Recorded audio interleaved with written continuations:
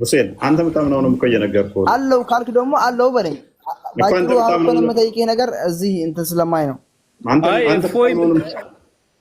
እፎይ እኮ ምን በስጋ ምንድን ነው? ቆይ ምን ስጋ እያልክ እኮ እንትን አልክ። እኛን አስረዳን በስተቀር በደንብ ለመረዳት አዎ እኛ እኮ አሁን አንዴ ሁሴን አዳምጥሽ።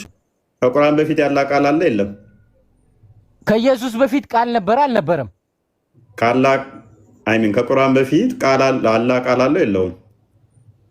ከኢየሱስ በፊት ቃል ነበር አልነበረም?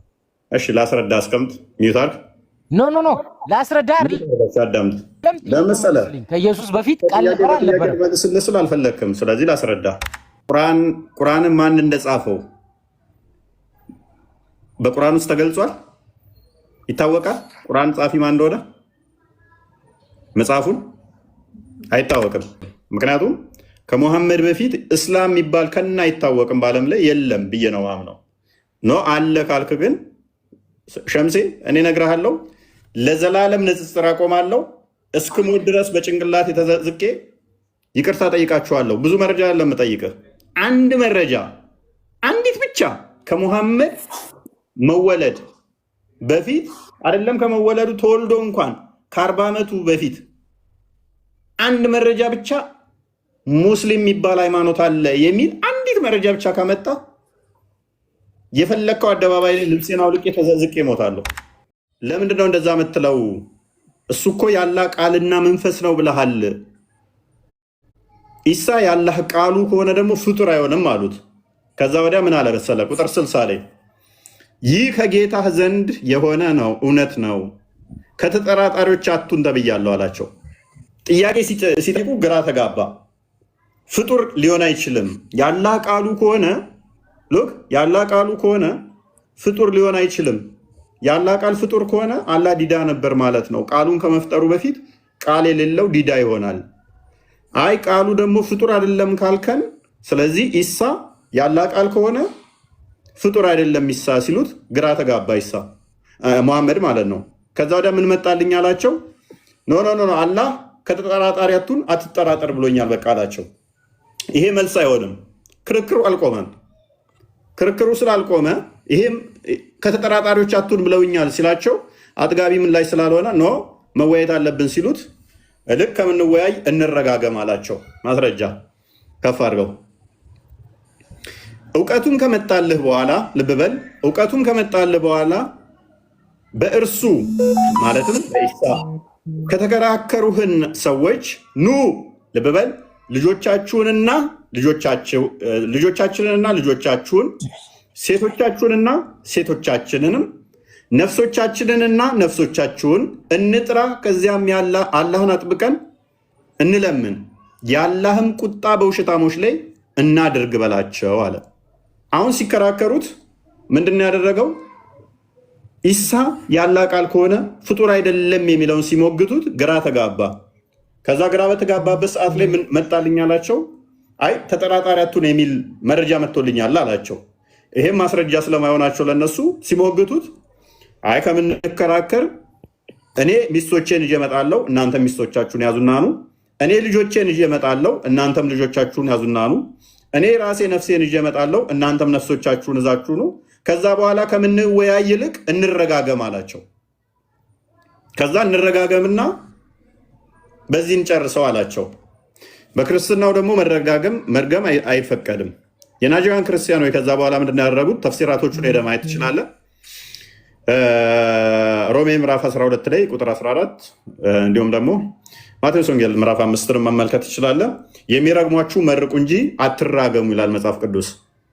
የሚረግሟችሁን እንኳን መርቋቸው እንጂ እንዳረግሟቸው ስለሚል አይ እኛ አንረጋገምም። መወያየት ግን እንችላለን፣ እርግማን ግን አንረግምም። ልጆቻችንን ህፃናትን እዘመተን አንረግምም። ህፃን ልጆችን ሚስቶችን ሴቶችን እዘመተን አንረግምም።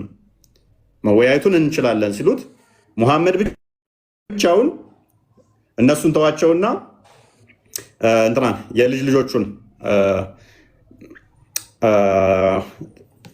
እንትናን ክፈትልኝ ወይንም ስሙ አልሐሰንን፣ ሁሴንን፣ አሊን ደግሞ ማንን ነበር የጠራው?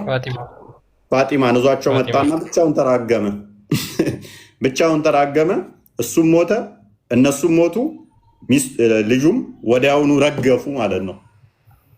ረገፉ እንዳለ እንወያይ ሲባል እርግማን እና በእንደዚህ ነው የተቋጨው የነኚህ የእንትኖቹ ሁኔታ ማለት ነው። ያላ ሀሳብ ማቅረብ ይቻላል።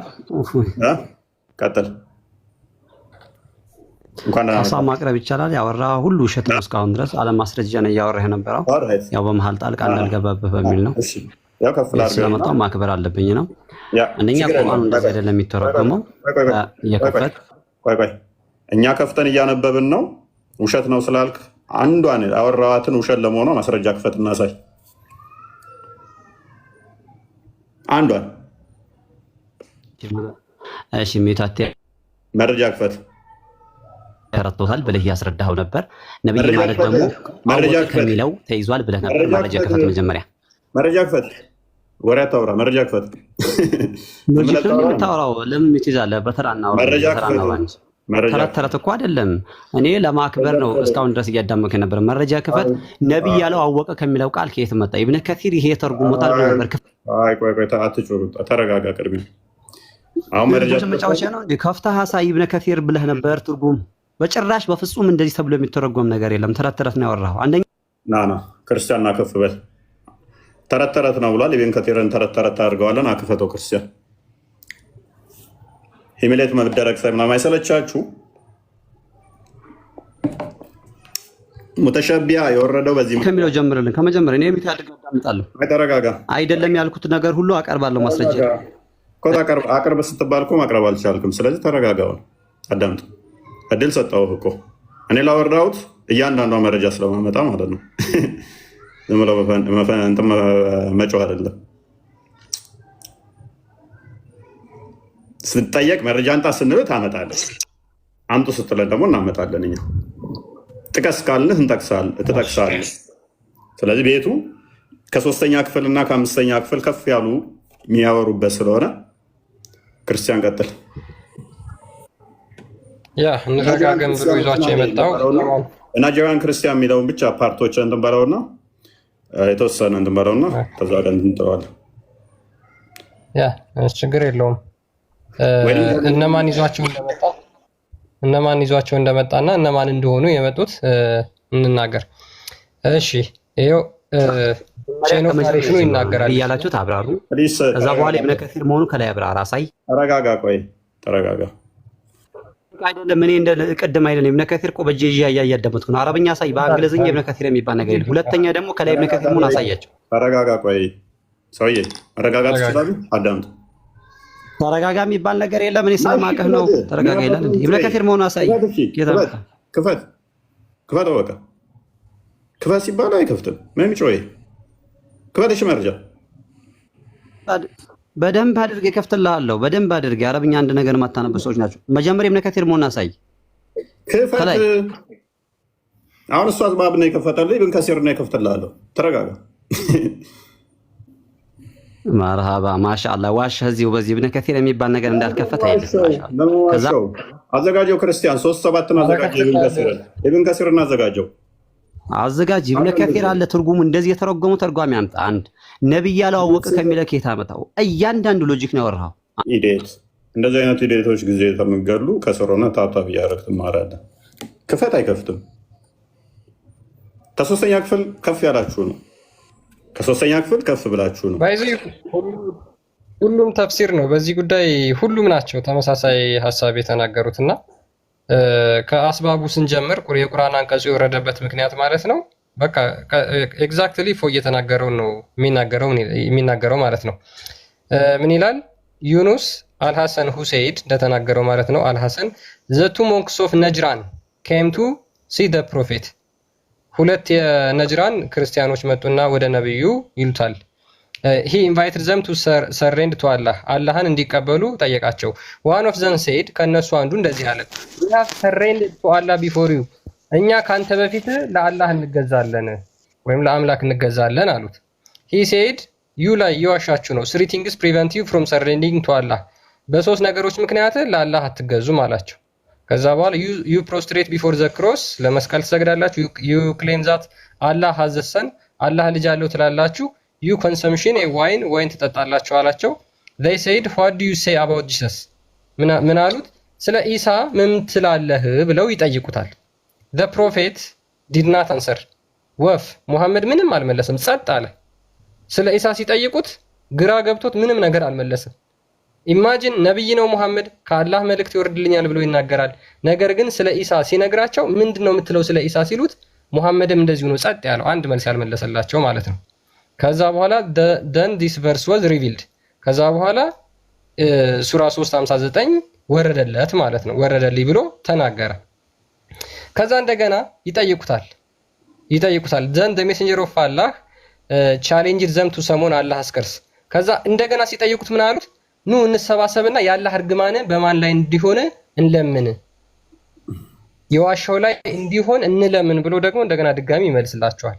ከዛ በኋላ the messenger of Allah went and brought ማንን ይዞ መጣ? አልሐሰን፣ ይሄው አልሐሰንን፣ አልሁሴንን፣ ፋጢማ and all his family and children ከዛ በኋላ ቤተሰቦቹና ልጆቹን እንዳለ ይዞ መጥቶ ከነሱ ጋር ተራገመ። ከዛ በኋላ ክርስቲያኖቹ ጥለውት ሄዱ። ለምን? መራገም ስለማይቻል በክርስትና ማለት ነው። ሙሐመድም እንደዚህ ጸጥ ነው ያለው። ሙስሊሞችም ጸጥ ብላችሁ ነው የምትወጡት። በነገራችን ላይ ስትጠየቁ ስለማታውቁ ስለ ኢሳ ማለት ነው። ያ ባይዘ ወዲያው ነው ያለቁት። ከዛ በኋላ እርግማኑ ላይ የመጡ ሰዎች እንዳለ አልቀዋል፣ እንዳለ ነው የሞቱት። ይህንን ጀለልንም በስርዓት ያስቀምጠዋል፣ ኢብን ከሲርም ያስቀምጠዋል፣ አስባቡም ያስቀምጠዋል። የእኛ ፖይንት ይህንኛው አክቹዋሊ ዲቤት ያለው አይመስለኝም። ብዙ የሚያጨቃጭቅ አይደለም። ዳም የሆነ ጭንቅላት እዛችሁ አትምጡ። የሚያጨቃጭቅና የሚያጨቃጭቅ ለዩ። የሚያጨቃጭቀው እንደውም ምኑ ነው? ቅድም ያልኩት ነው። የአላህ ቃል የሚለው ላይ ጭቅጭቆች ስላሉ ማለት ነው። ስለዚህ ስገቡ በተቻላችሁ መጠን የአላህ ቃል ነው። ኦልራይት የአላህ ቃል ፍጡር ነው ብለህ ታምናለህ? የአላህ ቃል ፍጡር ነው ብለህ ታምናለህ? የአላህ ቃል ፍጡር አይደለም። መልካም። ስለዚህ የአላህ ቃል ምንድን ነው?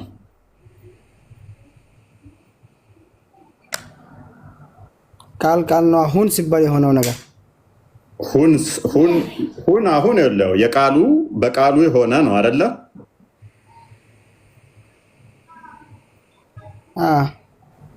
ራሱ ሁን የሚለውስ ቃሉ ሁን ሳይሆን ሁን ባዩ ቃልስ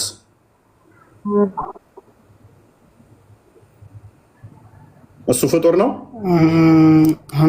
ሁን ባይ ቃሉ ራሱ አሁን ቁርአን ላይ እንትን ብለሃል። አሁን እኔ አንድ ነገር ልንገርህ።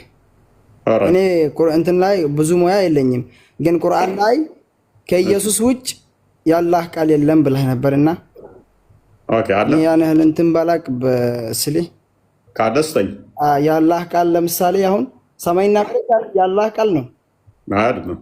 በአላህ ቃል ነው የተፈጠረ ነው እንጂ ግመልም አለ በነብያ ማን ዘመን መሰለ? ግመልም ከተራራ ያወጣበት ዘመን አውጣልኝ ሲል በቃል መፈጠርና የአላህ ቃል ልዩነት አለው።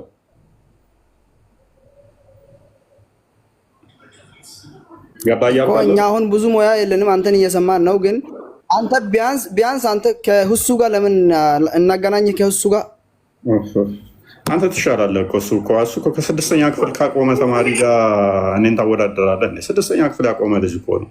በአረብኛ ዝም ብሎ ስለደለላችሁ የሚያውቅ ይመስላችኋል? ስድስተኛ ክፍል ካቆመ ልጅ ጋር በእናታችሁ አትጥሩ ስሙን ራሱ። አንተ በትንሹ ስምንተኛ ክፍል ይሄን ገብተሃል። ሶሪ ቱ ሴ ዲስ እርግጠኛ ነኝ ስምንተኛ ክፍል በትንሹ ስልህ ምንም የሚያውቀው ነገር የለም። እንትን እኮ ነው አሁን ታውቃለህ፣ ከኛ በላይ ነው እኮ እነሱ ከኛ በላይ ያወቅ እሱ ነው። ያውቃል ብላችሁ ስላሰባችሁ ነው። ሁሴን የራሱ ኡስታዞች ምንም አያውቅም እያሉ ሰሞኑን የሚቀጥፈውን ሲያጋልጡት አላየህም? ኤኒዌይስ እኔ ላውራ አይደለም እኛ ሞቶ ከሞቶ እኛ ሁሱን እናምናለን። አንተ ለማመን ትችላለህ ከስድስተኛ ክፍል ካላለፈ ጋር። እኔ ግን ትንሽ ተማሪዎች አሉ፣ ተማሪዎች ሊያስተምሩት ይችላሉ። እንትን ኮስት ከገባ ኮስት ደግሞ አይገባም ደፍሮ እሱ መቼም። ኤኒዌይስ በቃ ሁሴን በቃ አዳምጥ ትንሽ አንዴ አምዛ ተራ ጠብቅ። ሰላም እንዴት ናችሁ? እግዚአብሔር የተመሰገነ ይሁን። ኮሜንታተሮች ግን አትሰዳደቡ። የምር ኮሜንታተሮች ከታች የምትጽፉት ሙስሊሞችም ክርስቲያንም በመጀመሪያ ስርዓት ይኖራችሁ። ሲቀጥል እኔ መጠየቅ የምፈልገው ስለ ሶስቱ ስላሴ አብ፣ ወልድ፣ መንፈስ ቅዱስ መጽሐፍ ቅዱስ ላይ አሉ የሉ የሚለውን ነው ማወቅ የምፈልገው። ምክንያቱም ክርስቲያን ጓደኞች ስላሉኝ በጣም እንትን እያልኩኝ ስለነበረ ሞር ደግሞ ከነሱ እፎይ ስለምታቅ ማለት አብራርተህ እንድትነግረኝ እፈልጋለሁ። መጽሐፍ ቅዱስ ላይ አብ፣ ወልድ፣ መንፈስ ቅዱስ ስለ ሶስታቸው የሚገልጽበትንና ማርያምን ደግሞ እንዲህ ማለት አልቆ አክብሮ ማለት ክብር ናት ማለት የተከበረች ሴት ናት። በእስልምናም ግን አክብሮ እንደዚህ እንድትለምኗት ወይም ደግሞ እንድታደርግ ይሄንን ስለምኗት እንድትደርስ የሰጣትን ስልጣን ከባይብል ልታስረዳኝ ትችላለህ? ኦራይት ኤኒዌይስ ኤግዛክት ወርድ ፋላሲ ደጋግሞ የሚጠየቁ ጥያቄዎች ስለሆኑ አብ ወልድ መንፈስ ቅዱስም በመጽሐፍ ቅዱስ አለ ወይ አብ ወልድ መንፈስ ቅዱስ ብላችሁ ወደ ቶፒክ እንመልሳለን። ያ ስለዚህ አብ ወልድ መንፈስ ቅዱስ ብለን እናምናለን። አዎ እናምናለን። አለ ወይ? አዎ አለ። ማቴዎስ ወንጌል ምዕራፍ 18 20 ላይ አንድ የክርስቲያን የፈጠነ ክፈተውና ወደ ቶፒኩ ባክ እናደርጋለን።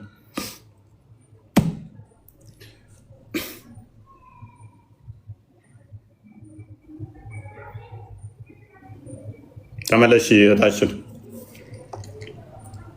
አብ ወልድ መንፈስ ቅዱስን የሚጠቅስ ክፍል አለ ወይ? ያ እንግዲህ ሲዱና አህዛብን ሁሉ በአብ እህታችን ሳዲ ያለሽ ሳዳ ቢንት ማሜ ሎክ አብ ወልድ መንፈስ ቅዱስን የሚጠቅስ ክፍል አለ ወይ? አብ ወልድ መንፈስ ቅዱስ ብላችሁ ታምናላችሁ? ያ አለው። ስለዚህ ምን ይላል? በአብ በወልድ በመንፈስ ቅዱስ እያጠመቃችሁ ደቀ መዝሙርቴ አድርጓቸው። ምን በማ በአብ በወልድ በመንፈስ ቅዱስ። እኛ ልጅነት የምናገኘው እግዚአብሔር ልጅ ተብለን የምንጠራውም የምንጠመቀውም በአብ በወልድ በመንፈስ ቅዱስ ስም ነው። ስም ስልጣንን የሚያሳይ ነው። ኤሬስ ስለዚህ ሶስቱም አካላት ስሞች አሉ። አዎ ተጠቅሰዋል። በተመሳይ ግን ይህን ዩቱብ ፋላሲ እንስራና ሲነሱ ጋር ተውሂድ የሚል ቃል አለ እነሱ ጋር የለም። ቁርአን ውስጥ አለ ኖዌር። እሺ ተውሂድ በሶስት ይከፈላል እንደ እስልምና። ሱኒ ሙስሊሞች እንግዲህ በሶስት ከፍላችሁ ነው ተውሂድን ትማራላችሁ። ተውሂድ አልአስማእ ወልሲፋት፣ ተውሂድ አልሩቢያ፣ ተውሂድ አልኡሉሂያ። ሶስቱንም ተውሂድ ከቁርአን ማሳየት ይቻላል? አይቻልም። ከቁርአን አይደለም ከሐዲስ ማምጣት ይችላሉ? አይችሉም። የለም። ስለዚህ ተውሂድን በሶስት ከፍለው ግን ያምናሉ መሰረት ነው ብለው። ተውሂድ የሚል ቃል ቁርአን ውስጥ የለም። ተውሂድን በሶስት ከፍለው ይማራሉ፣ ያምናሉ፣ ግዴታም ነው። ከቁርአን ተውና ከሐዲስ የለም። ቢንጎ። ኤኒዌይስ ሌላኛው ማርያምን ያላቀበት ክፍል አለ ወይ? ሉቃስ ወንጌል ምዕራፍ 1 ቁጥር 26 አካባቢ ላይ ቸክታ እንዴ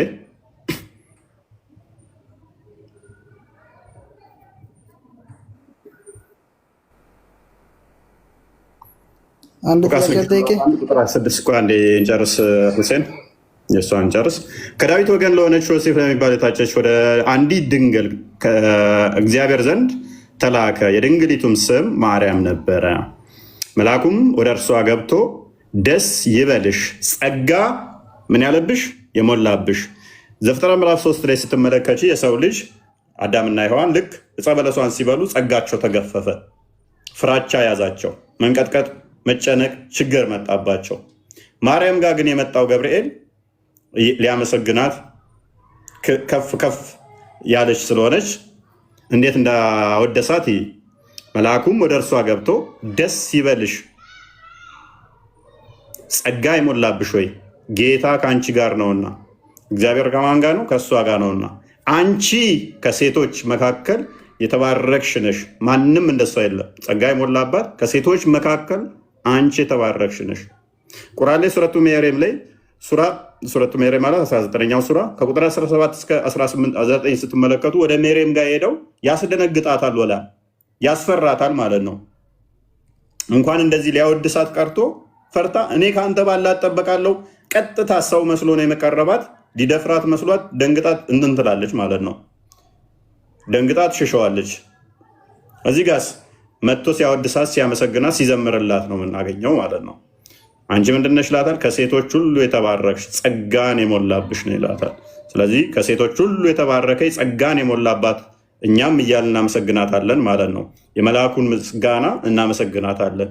ከፍ ስትል ደግሞ ኤልዛቤት ታመሰግናታለች። የኤልዛቤትንም እዘን እነሆ የሰላምታሽን ድምፅ በሰማሁ ጊዜ በማኅፀኔ አይምን የሚለውን ዝማሬ ክፍሉን ከፍ አድርገው ሜይ ቢ አንብበልኝ።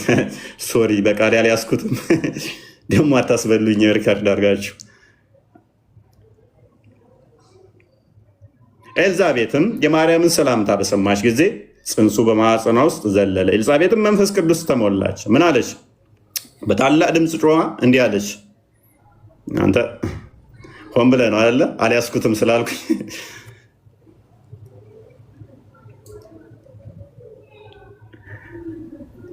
በታላቅ ድምፅ እንዲህ አለች፣ አንቺ ከሴቶች መካከል የተባረክሽ ነሽ፣ ማኅፀንሽ ፍሬ የተባረከ ነው፣ የጌታዬ እናት እያለች ማመሰግነን ጀመረች። ገብርኤል አስቀድሞ አንቺ ከሴቶች መካከል የተባረክሽ ነሽ አላት። ኤልዛቤት ያንን ዝማሬ ይዛ እሷ አመሰገነቻት። እኛም የኤልዛቤትን ፈለግ እንከተላለንና ኤልዛቤት እናታችን እንደመሆኗ የተባረክሽ ብለን እናመሰግናታለን ማለት ነው። ኤሬስ ባክ አድርገው ወደ ቶፒኩ።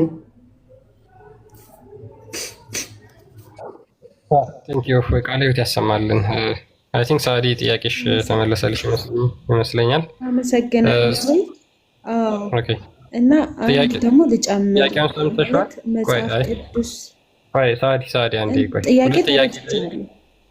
ሁለት ጥያቄ ስለጠየቅሽ ከዛ ደግሞ እኛ ቶፒክ ስላለን ወይ ሌላ ጥያቄ ተጨማሪ ካለሽ ወደ መጨረሻ አካባቢ ትጠይቂያለሽ፣ ወደ 5:30 አካባቢ። አሁን ቶፒክ ቼንጅ ስለሚሆንብን የመጀመሪያው ቶፒካችን ላይ እንግባና የአላህ ቃል አንቺ ፍጡር ነው ብለሽ ታምኛለሽ?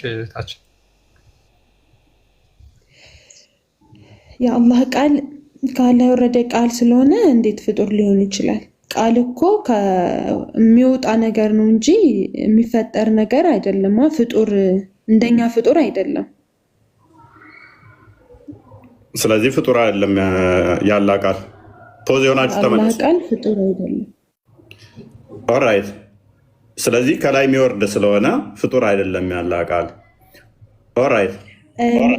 ወረደ ቃሉ ወረደ ሲባል ልክ እንደዚህ እየታየ የሚወርድ ነገር አይደለም። ያው በነቢዩ መሐመድ ሰለላሁ ዐለይሂ ወሰለም ሁሉም ነቢያቶች የየራሳቸው መጽሐፍ አላቸው አይደለ? ለነቢዩ መሐመድ ደግሞ ቁርአን ወረደ ሲባል ቃሉ ነው። ቃሉ ለእነሱ እንዴት ማለት የወረደው እንደዚህ ውርድ ብሎ ምናምን ነገር አይደለም እንጂ ቃሉ ሲወርድላቸው ልክ በመንፈስ ቅዱስ አይነት ነገር ነው የወረደው እንጂ እንደዚህ እንደ እንትን አይደለም። ወይም አላህ ወርዶ የሚናገረው መልአኩ ጅብሪል ነው እያመላለሰላቸው የነበረው። በዛም መልኩ ነው ቁርአን ወረደ የሚባለው እንጂ እንደዚህ ወርዶ ምናምን አይደለም። መጽሐፉ ወደ ምድር ችግር የለውም። እንስማማለን፣ እንስማማ። ስለዚህ በባሌም በቦሌም ቃሉ ፍጡር ነው ፍጡር አይደለም የሚለው ላይ ብቻ እንስማማ። ያ ቃሉ ፍጡር ነው ፍጡር አይደለም?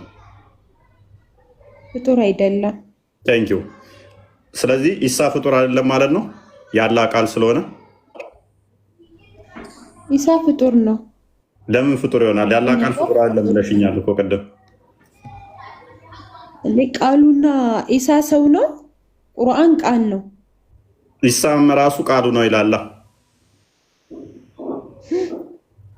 ኢሳ ያላ ቃል ነው ይላል። ከሌሎች ነቢያት ኢሳ ራሱ ኢሳን ያላ ቃል ነው ይለዋል። እንደዛ ሳይሆን ኢሳ የአላህ ቃል ነው ሲባል እኮ ስለ ኢሳ ሲናገር የኢሳን ታሪክ ሲነገር አሁን ቃል ነው እኮ ያ አይደለም? ቃል ነው። ስለ ኢሳ ሲናገር አሁን አይደለም። ያላህ ቃል ነው። ያላህ ከተባለ ያላህ ማለት ፖሴሽን ነው የሚያሳያል። የከሌ ከተባለ ንብረትነት ነው የሚያሳየው። የኔ ብልሽ ንብረትነት ነው የሚያሳየው። ያላ ቃሉ ነው ተተባለ ውጭ ያላ ገንዘቡ ነው። ያላ ቃል ቁርአን ያላ ቃል ነው ስትይ የሚጠጋው ቁርአን ወደ አላህ ነው አይደለ? ሰው ወደ አላህ ነው የሚጠጋው። ቁርአን ወደ አላህ ስለሚጠጋ ፍጡር አይደለም ማለት። ስለዚህ ኢሳም ያላ ቃል ነው ስትይ የሚጠጋው ወደ ማን ይሆናል ማለት ነው? ወደ አላህ። ኢሳ ፍጡር ነው። ኢሳ ፍጡር ነው እንጂ ቃል ሲባል ቁርአን ነው ስለ ቃል እንትን ክፍሉን እናንብበው። እሺ እንደዚህ ይላል፣ እናንተ የመጽሐፉ ሰዎች ወይ በሃይማኖታችሁ ወሰንን አትለፉ፣ በአላህም ላይ እውነትን እንጂ አትናገሩ። የመርየም ልጅ ምዕራፉን ንገረኝ። አያው ምንድን ነው? ሴቶች ምዕራፍ ሶሪ የቱ ጋር ነበርኩኝ? በአላህም ላይ እውነትን እንጂ አትናገሩ። የመርየም ልጅ አልመሲ ኢሳ የአላህ መልእክተኛ ሎክ የአላህ መልእክተኛ ወደ መርየም የጣላት ውሽዝ አንድ ነገር ተጣለ ከተባለ ከመጣሉ በፊት ነበር ማለት ነው። ወደ መርየም የጣላት የሁን የምትለዋ በቅንፍ የገባች ነች። አረብኛው ላይ የሌለች ነች፣ ጭማሪ ነች አማርኛው ላይ። ስለዚህ ወደ መርየም የጣላት ቃሉም የምታሳየው አሁን ፖሴሽን ነው፣ ንብረትነት የምታሳይ ነች፣ የከሌ እንደማለት ነው። ቃሉም ከእርሱ የሆነ ከማ ማለት ነው፣ ከአላህ ነው የሚሆነው። ከእርሱ የሆነ መንፈሱም ብቻ ነው። የማ መንፈስ? የአላህ ማለት ነው። ስለዚህ ኢሳ የማን ነው? የአላህ ከለም አላህ ነው ማለት ነው ኢሳ ራሱ። ይህንን በደንብ እንዲብራራልሽ በአዲስ አንድ የክፈትላት ሳይ ሙስሊም 193 ነው ቲንክ። ኦኬ እንደዚህ ይላል። አስምርበት የተወሰነ ፓርቱን። አረብኛውን ከቻልሽ አረብኛውን ትሄጅበታለሽ አንቺ። ኦኬ ይሄ ክፍሉ ምንድነው? እሱ የሚያወራው በቂያማ ቀን ነው። በደንብ ግልጽ ያደርገዋል። በቂያማ ቀን ምልጃን ስለማቅረብ ነው የሚያወራው ክፍሉ፣ ሙሉ ክፍሉ ሀዲሱ ማለት ነው። ከዛ ሰዎች ይሰበሰባሉ፣ ነቢያቶች ይመጣሉ። ከዛ ወደ አዳም ጋር ሄዱና አዳም አማልደን ሲሉት ነው ከኔ ይልቅ እኔ በእኔ ምክንያት ነው ከገነት የተባረራችሁት፣ ኃጢአት ሰርቻለሁ፣ ከኔ ይልቅ ወደ ኢብራሂም ጋር ሂዱ፣ አንተ እኮ የአላህ መንፈስ እንትነ እፍ ብሎብሃል፣ በእጁ ሰርቶሃል፣ አማልደን ሲሉት ነው ከኔ ይልቅ ኢብራሂም የአላህ ጓደኛ ነው፣ ወደ ኢብራሂም ሂዱ ይላቸዋል። ወደ ኖህ ሂዱ ይላቸዋል። ኖህ የመጀመሪያ ነቢይ ምናምን ይላቸዋል። ከኖህ ደግሞ ወደ ኢብራሂም ሂዱ ይላቸዋል። ኢብራሂም ደግሞ ወደ ሙሳ ይልካቸዋል። ሙሳ ጋር ሲመጡ አንተ ተውራትን በእጁ ጽፎ የሰጠህነ አማልደን ሲሉት ከኔ ይልቅ ወደ ኢሳ ሂዱ። ሎክ አሁን ላሳይሽ። ከየት ጀምረው መሰለሽ? ኦኬ you better go to Jesus the spirit of Allah and his word። ከኔ ይልቅ ወደ ኢሳ ሂዱ፣ እሱ የአላህ መንፈሱና ቃሉም ነው ይላቸዋል ማለት ነው እንትና ሙሴ ደግሞ። ስለዚህ ከሌሎቹ ነቢያቶች እየለየው ሲመጣ ሁሉም ኃጢአታቸውን ይናገራሉ እዚህ ክፍል ውስጥ። ይሄን አዲስ በደንብ ካወቅሽው አይ ዶንት ኖ ብቻ ታውቂዋለሽ አታውቂውም አላውቅም፣ ሁሉም ኃጢአት እንዳለባቸው ይናገራል። አንችልም የሚሉበት ምክንያት ኃጢአት እንዳለባቸው ይናገራሉ ሁሉም። ኢሳ ጋር ሲመጡ ግን ኢሳ ከሌሎቹ ነቢያት ለምንድን ነው የሚለየው? ኢብራሂም ለምሳሌ የአላህ ጓደኛ ተብሏል። ሙሳ ለምሳሌ ተውራት በእጁ ተጽፎ ተሰጥቷል ተብሏል። አደም ለምሳሌ በእጁ የተሰራ ነው ተብሏል። የተለያዩ ናቸው እነኛ። አሁን ነቢያቶቹ የሚለያዩበት ነው። ኢሳ አልችልም የሚልበት ግን በኃጢአት ምክንያት አይደለም። እስቲ ወደ ሙሐመድ ሲሄድ ሙሐመድ ምንድን ነው መጪውም ያለፈውም ኃጢአት ስለተማረ አንተ አማልዳቸው ይባላል። ኢሳ ጋር ሲመጣ ከሌሎቹ ነቢያት ለምንድን ነው የተለየው? የአላህ ቃሉና መንፈሱ ነው ብሎ ነው ያስቀመጠው። ሌሎቹ ኃጢአታቸውን ሲዘረዘር የኢሳ አንድ አልተጠቀሰም። ፕላስ ደግሞ የአላህ ቃሉና መንፈሱ ነው የተባለው። ስለዚህ በዚህ አርጉመንት መሰረትም በራሱ ምንም ኃጢአት የሌለበት ነው የበላይ መሆን ያለበት። እንደገና ደግሞ ቃሉና መንፈሱ ብለው ደግሞ ከሌሎቹ ነቢያቶች ለይቶታል ማለት ነው። ፖይንቴን ካገኘሽኝ። እሺ ይሄንን ሀዲስ አዋቀዋለሁ፣ ግን ነቢዩ መሐመድ የመጨረሻ ነቢይ እንደመሆናቸው አማላጅ ናቸው። ሁሉም ነቢያቶች ከዛም በፊት ወደ ኢሳም ሲሄዱ ወደ ኢብራሂምም ሲሄዱ እኔ አልችልም እያሉ ነቢያቶች እያስተላለፉ ነቢዩ መሐመድ ሰለላሁ ዐለይሂ ወሰለም ጋር ደርሰዋል። ነቢዩ መሐመድ አማላጅ ናቸው፣ እኛ ጋር ያማልዳሉ። ነቢዩ መሐመድ የመጨረሻ ነቢይ ናቸው እና አማላጅ ናቸው። እና እዚህ ጋር አሁን እኔ መጠየቅ እንፈልገው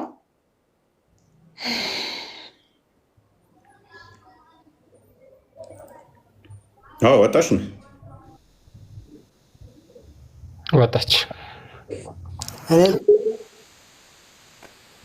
በዚህ ግልጽ ጥያቄ አለኝ። ምንድን ነው? አንዴ ውፋይ ሰላም ነው። እዚህ ጋር ሸምሴ ሻንዴ ቆይ ሸምሴ ሉክ እንትን ብራዘር ጠይቃችሁ አንዴ ውሰድ። አንዴ ቆይ ያ ሜቢ ታይም ኮንሱም ያደርጋል እንጂ እዚህ ጋር በትንሣኤ ቀን በቂያማ ቀን ህዝቦች ነቢያቶችን አማልዱን ብለው ይመጣሉ። መጀመሪያ ወደ አደም ይመጣሉ፣ ከዛ ወደ ኢብራሂም ይመጣሉ፣ ከዛ ወደ ኑህ ይመጣሉ፣ ከዛ በኋላ ወደ ሙሳ ይመጣሉ። እነዚህ ሁላ ማማለድ የማይችሉበት ምክንያት ኃጢአት ስለሰሩ ነው። ሁሉም ጥፋታቸው ኃጢአታቸው የሰሩት ይታሰባቸውና እሱን ያስቡትና በሱ ምክንያት አልችልም፣ ስለዚህ ወደ ኢሳ ሂድ ብሎ ቀጥሎ ያለው ሙሳ ወደ ኢሳ እንዲሄዱ ይናገራል። ኢሳ ደግሞ የአላህ ቃልና መንፈስ ነው ብሎም እዚሁ ጋር ይናገራል። ነገር ግን ኢሳ ማማለድ የማይችልበት ምክንያት አልተጠቀሰም። ስለዚህ ስለ ኢሳ የተነገረው እዚህ ጋር ምንድነው? የአላህ ቃልና መንፈስ እንደሆነ ይሄ ቁርአን ይናገራል። ሙሐመድ ደግሞ ኃጢአት ያለፈውንም ኃጢአቱም የሚመጣውም ኃጢአቱ ስለሚሰረይለት ያማልዳችሁ ብሎ ለሙሐመድ ይበልጥ ኃጢአት እንዲሰራ ኦፕን ያደርግለታል፣ መንገድ ይከፍትለታል ማለት ነው። ያለፈውም ኃጢአት ተምሮለታል፣ የሚመጣውም ደግሞ ሊሰራቸው የሚችሉ ኃጢአቶች በሙሉ ይማሩለታል። ስለዛ እሱ ማማለድ ይችላል። እዚህ ጋር ሁሉም ስድስቱ የተጠቀሱት በሙሉ ኃጢአተኞች ናቸው። ኢሳ ግን ኃጢአት የለበትም። ስለዚህ ሊበልጥ የሚገባው ማን ነው? ኃጢአት የሰራ ነው ወይስ ያልሰራ? ሙሐመድ ከበፊትም ኃጢአት ይሰራ ነበር፣ ለሚመጣውም ደግሞ የሚሰራውን ኃጢአት ይቅር ይባልልሃል ብሎ ተናግሯል። ሱራ 42 ቁጥር 52 ላይም ይህን ስለሚናገር ማለት ነው። ያ በጣም የሚገርም ሁኔታ የትኛውም ነቢይ ያላ ቃሉ ነው አልተባለም ከኢሳ በስተቀር። ያላ ቃል ፍጡር አይደለም ይላሉ። የትኛውም ነቢይ ከኢሳ በስተቀር ያላ ቃል የተባለ የለም። ኢሳ ብቻ ነው የተባለው። አስገራሚ ነው። ከጽንሰቱ እስከ ሞቱ እርገቱ ወደ ራሱ ወሰደ ነው የሚለው። እስከዛ ድረስ ያለው የኢሳ ታሪክ ድራማቲክ ነው። ሙተሻቢያ የሚለው የወረደው ራሱ በዚህ ምክንያት ነው። ሱራ 3:7 ላይ ያለው በዚህ የቁርአን ክፍል ውስጥ ግልጽ የሆነም ግልጽ ያልሆነም አለ የሚለው በኢሳ ጉዳይ ነው የወረደው። ሲከራከሩ ሙሐመድ መመለስ ስላልቻለ የአላህ መንፈስና ቃል ነው ትላለ፣ እንዴት ነው ፍጡር የሚሆነው? ሱራ 17:85 ነው የከፈተው። እንዴት ነው ሲሉት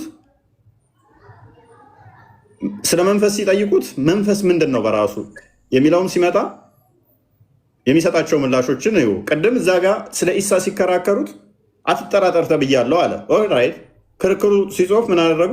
በቃ ልጆቻችሁን ሴቶቻችሁን እዛችሁንና እንረጋገም አላቸው። ይሄ መልስ አይሆንም። በጊዜው ለሱ ሰርቶ ሊሆን ይችላል። ከዛ በኋላ የሚመጣው ግን መልስ ይፈልጋል። እስቲል ከሩህም ይጠይቁሃል። ሩህ ከጌታዬ ነገር ነው ከእውቀትም ጥቂት እንጂ አልተሰጣችሁም በላቸው። ስለዚህ በሚጠይቁ ሰዓት እውቀት ጥቂት እንጂ አልተሰጣችሁም የሚለው ምላሽ አዋጭ አይደለም። ሩህ ማን ነው ምንድን ነው ተብለህ ስትጠየቅ ኤግዛክትሊ መመለስ ያስፈልጋል። ኢሳ የአላህ ሩህ ነው። ኢሳ የአላህ ከለም ነው። ኢሳ የአላህ ሩህ ነው ስትል ምን እያልክ ነው?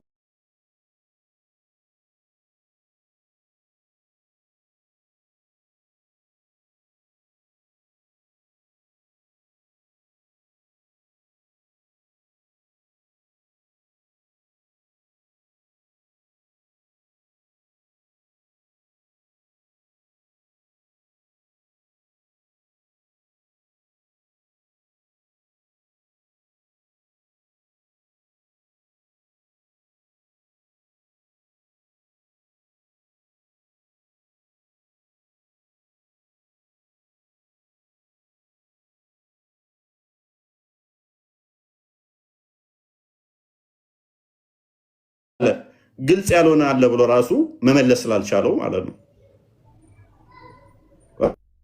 ራሱ መመለስ ስላልቻለው ደግሞም ያላ ቃል ፍጡር አይደለም ከተባለ ነሰሰርሊ ሊሆን የሚችለው ምንድነው? ያላ ባህሪ ነው የሚሆነው። ልክ እንደ ቁርአን ይሆናል ማለት ነው። ሱራ 9:6 ላይ ብቻ ነው ቁርአን ሲጀመር ቁርአን አይልም። አንድ ጥቅስ የለም።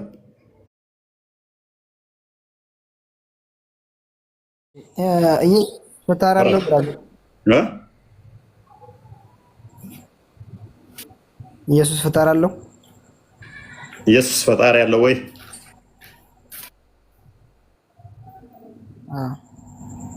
አዎ። ኦልራይት ቃሉ እንዳየኸው ያላ ቃል ነው። ያላ ቃል ፈጣሪ አለው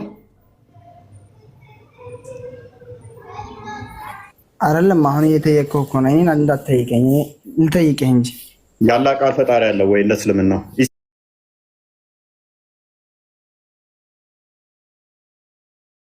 የተፈጠረ ነው። ከማርያም የወሰደው ስጋ የተፈጠረ ነው። ዘመን የሚቆጠርለት ነው። ጊዜ የሚለካለት ነው። ከተዋህዶ በኋላ ምንታይ ወይን ስለማናጸድቅ የቃልን ገንዘብ ያደርጋል። አንድ የሚዩት አድርጋ አዳምጥ አይሻልም? ቃል ግን የተፈጠረ አይደለም። ቃል ምንድን ነው? ራሱ ፈጣሪ ነው። ቃል ፈጣሪ ነው ብለን ነው የምናምነው። ስለዚህ አንተ ጋም ስንመጣ ኢሳ ጋም ሲመጣ ተመሳሳይ ነው። ከማርያም ልብ በል ከሜሬም ሲወለድ ኢሳ ስጋ ይዞ ነው የወጣው። ስጋ ይዞ ነው የወጣው። ግን ያ ኢሳ ስጋ ብቻ አይደለም፣ ያላ ቃል ነው። ያላ ቃል ደግሞ የተፈጠረ አይደለም። የኢሳ ስጋው ግን የተፈጠረ ነው። በደንብ አስተውል አለውኝ ክርስቲያን በደንብ አስተውል። ከመሬም የተወለደው ኢሳ አላህ ቃሉን ጣላት ወደ ሜሬም። ስለዚህ በስጋ ተገለጠ። ስለዚህ ኢሳ ምንድን ነው? ስግው ቃል ነው ማለት ነው። ስጋ የተዋሃደው ቃል ነው። ስጋ ብቻ አይደለም፣ ስጋው የተፈጠረ ነው። ስጋው የተገኘ ነው ከጊዜ በኋላ ማለት ነው፣ በጊዜ ውስጥ ማለት ነው። ቃሉ ግን ከሜሬም ከአላህ የተጣለ ነውና ቃሉ የተፈጠረ አይደለም። አስቀድሞም የነበረ ስጋውንም የፈጠረ ነው። ኢየሱስ የተሻለ ፈጣሪ ቃል አለ ማለት ነው አይደል? ምን ቆይ ብራዘር አቡኪ ቆይ እንትን አሁን ይሄ ኢየሱስ ፈጣሪ አለው ነው ያልኩህ። እኔ ያልኩትም በቀጥታ በለው እስኪ። አይደለም ማለት ፈጣሪ እንዳለው ስለሚገልጽ እኮ ነው። መጽሐፍ ቅዱስ ላይ ራሱ ይገልጻል። እኔ ምን ብዬ ያስረዳው? እሺ እኔ ያስረዳው ገብተዋል? ያንተ ያልከው እኮ ሰምቻለሁ። ምን ብዬ ነው? ቀጥታ መልስ እየመለስክልኝ አይደለም። ብዙ እያወራ ነው ሰምቻለሁ። ግዴታ ነው መረዳት አለብህ እኮ አንተ ቀጥታ እናንተ አሁን የምታምኑት ነገር ለምሳሌ ፈጣሪ የለውም ብላችሁ ካመናችሁ የለውም ትላለህ። ሁሴን አንተ የምታምነውንም እኮ እየነገርኩህ አለው ካልክ ደግሞ አለው በለኝ። ባጭሩ አሁን የምጠይቅህ ነገር እዚህ እንትን ስለማይ ነው። እፎይ እኮ ምን በስጋ ምንድን ነው? ቆይ ምን ስጋ እያልክ እኮ እንትን አልክ። እኛን አስረዳን በስተቀር በደንብ ለመረዳት ነው። እኛ እኮ አሁን አንዴ ሁሴን አዳምጥ እሺ። ያለው እፎይ ወንድ ማለት አንዴ እፎይ እሺ፣ አዳምጥ እሺ። ከኢየሱስ በፊት ቃል ነበር አይደል? እሺ ቀጥል። እሺ ሐሳብን ጨርስ። ቃል ከየት መጣ? ማን አመጣው? እንዴት መጣ? ኦልራይት እሺ ጨረስክ?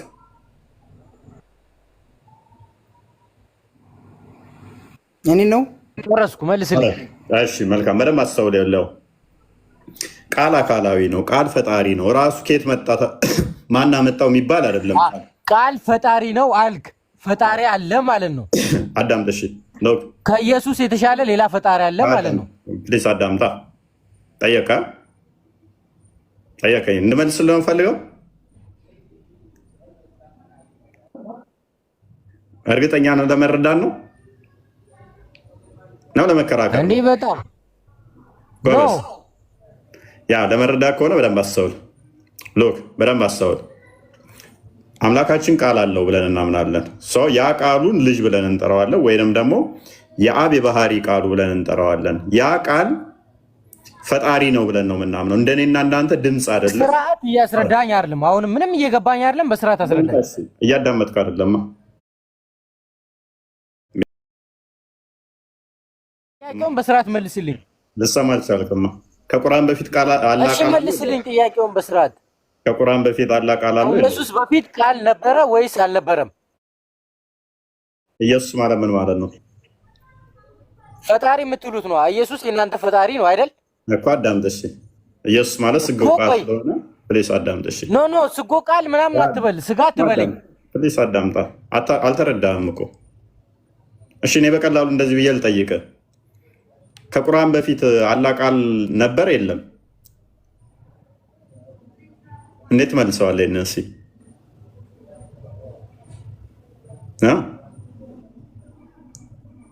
አብዱ መጀመሪያ የኔን ጥያቄ መልስልኝና ጠይቀኛለህ። እንዴት ትመልሰዋለህ? እስኪ ይሄንን አስረዳኝ። አንተ ከቁርአን በፊት መጀመሪያ አንተ የኔን ጥያቄ መልስልኝ። ከቁርአን በፊት መጀመሪያ የኔን ጥያቄ መልስልኝ አንተ። እሺ ሚውታር ከኢየሱስ በፊት ቃል ነበር አልነበረም? አዳምጥ። እሺ ይኸውልህ የጠየቅኩህ እኮ አንተን። ኖ አዳምጥ አይደለም። እሺ ጥያቄ መልስልኝ አንተም። ከቁርአን በፊት ያለ ቃል አለ የለም? ከኢየሱስ በፊት ቃል ነበር አልነበረም? ከቁርአን በፊት ቃል አላህ ቃል አለው የለውም? ከኢየሱስ በፊት ቃል ነበር አልነበረም? እሺ ላስረዳ። አስቀምጥ። ሚውታር ኖ ላስረዳ አይደል? አዳምጥ።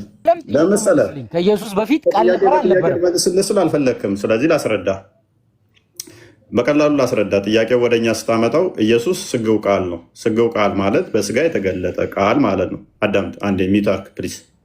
በስጋ የተገለጠ ቃል ነው። ስለዚህ በስጋ የተገለጠ ቃል እንደመሆኑ ከኢየሱስ በፊት ከኢየሱስ በኋላ ብለህ የምከፍለው ነገር አይኖርም በኋላ ማለት ነው። እሱ ላይ ተረጋጋ።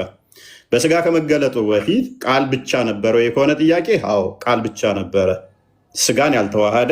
በደንብ ሚውት አድርግ ፕሊዝ፣ አዳምጥ ፕሊዝ። አሁንም እኮ ስጋ የምትለውን ተውና ዳይሬክት መልስልኝ ጥያቄን። አንድ ትዕግስት ብቻ የምታገስ የማታዳምጥ ከሆነ አወርድሃለሁ።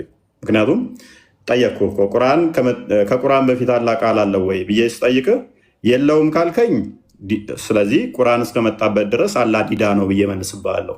አንድ በል። አይ አለው ከቁርአን በፊት ካልከኝ ደግሞ ስለዚህ ቁርአንስ ብዬ ደግሞ ጠይቃለሁ። ቁርአን ያላህ ቃል ነው አይደለም ብዬ ጠይቃለሁ። ያላህ ቃል ከሆነ ስለዚህ በፊትና በኋላ ብለህ ለምን ትከፍላለህ ብዬ ጠይቃለሁ። ምክንያቱም ቁርአኑ ራሱ ያላህ ቃል ስለሆነ ሁለቱም ስለማያስኬድ ነው። ቁርአን ያላህ ቃል ከሆነ ከቁርአን በፊትና በኋላ ብዬ ለምን ክፍፍሉ አያዋጣህም ማለት ነው። ቁርአኑ ራሱ ያላህ ቃል ስለሆነ ያላህን ቃል ሁለት እያደረግኩበት ስለሆነ ማለት ነው። ተረጋጋ። ስለዚህ ስጋን ከመዋሃዱ በፊት ምን ነበረ? ቃል ብቻ ነበረ። ስጋ ያልተዋሃደ ስጋ ያልያዘ ቃል ብቻ ነበረ። ያ ቃል ብቻ የነበረው ግን በስጋ ተገለጠ። እመቤታችንን ቅድስት ድንግል ማርያምን ፈጠራት። ከዛስ ከእሷ ስጋና ደም ነፍስ ተካፍሎ በስጋ ተገለጠ። ኢየሱስ ተባለ። እሱ ስግው ቃል ይባላል። ስጋን የተዋሃደ ምን ቃል ማለት ነው። ቃል ግን ስጋንም የፈጠረ አስቀድሞ ያለ ስጋ የነበረ ሰማይና ምድርን የፈጠረ ስጋ ያልነበረው ከጊዜ በኋላ በስጋ ኦራይት። አሁን በቃ ወደ ቶፒኩ መልሰው። መደናቆር ነው የያዛችሁት። ክርስቲያን ፓራፍሬዝ አድርገው ማምለጥ የምታደርገው ጥረት ደስ ይላል በጣም። አይ እልህ ይዞሃል። አሁን አይደለም እኛን እኮ እያስረዳህ አይደለም። ወደ ቶፒኩ እያስረዳህ አይደለም። አፉይ ከስሩ እናተማ በቃ አንደኛ ለማዳመጥ ፈቃደኛ አይደላችሁም ወይንም አላወቃችሁትም። የእናንተንም እሺ ጥያቄ ነበር። ሆነስትሊ አንደኛ የኛ መረዳት ጤናማ ነገር ነው። የምጠይቁትን ነገር ጠይቆ ለመረዳት ከሆነ ጤናማ ነው። ነገር ግን የልህ ዝም ብሎ ጩኸት ከሆነ አስቸጋሪ ነው፣ አስቸጋሪ ይሆናል ማለት ነው። ክርስቲያን ፓራፍሬዝ አድርገው አንዴ ተወስዶ። ኦኬ እሺ፣ ቅድም ባለው ጥያቄ አለ ቢቢ አንዴ ባባ ነው አንዴ የአላህ ሩህ ምንድን ነው ቢቢ? የአላህ ሩህ ፍጡር ነው ወይስ ፍጡር አለ? አላህ ሩህ የለውም ሲጀመር። ሩህን የፈጠራት እሱ ሩህ ማለት ነፍስ ማለት ነው። ሩህ ምንድን ነው? እስኪ ሩህ ማለት ነፍስ ማለት ነው። ሩህ ነፍስ ነው የሚል እስኪ ከቁርአን ማስረጃ ስጠኝ። ሩህ ነፍስ ነው እንዴ? ይሄ እኮ ምንም ቁርአን መፍታት አያስፈልግም። ከቁርአን ትራንስሌት አድርጎ አንዴ ሩህ ነፍስ ነው ብሎ አልመለሰም። ነብይ ራሱ ሩህ ምንድነው ተብሎ ሲጠየቅ ሩህ ነፍስ ነው ብሎ አልመለሰም። አላቅም ነው ያለው።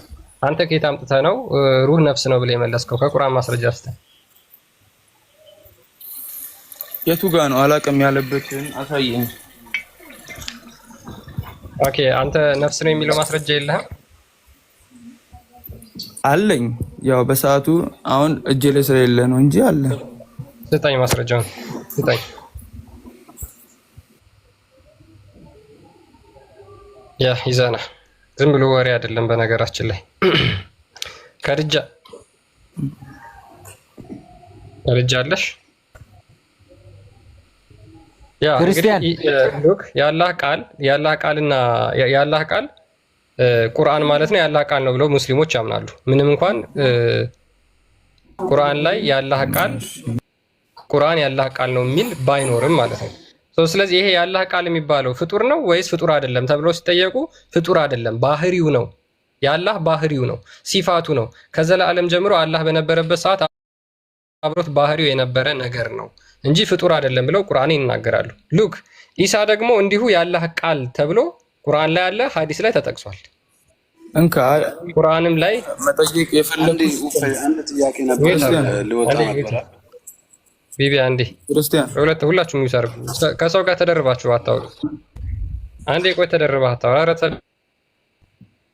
ተደርባችሁ አታውሩ። ተረጋጉ አንዴ።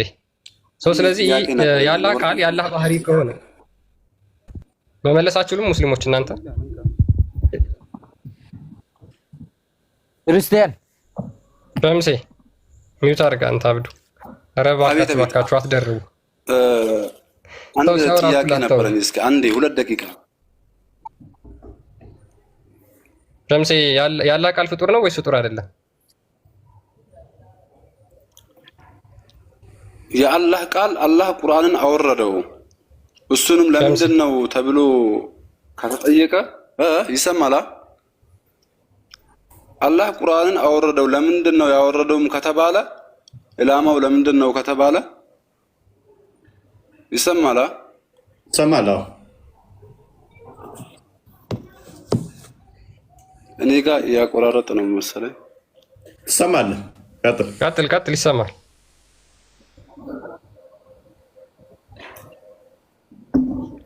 አላህ ቁርአንን ያወረደው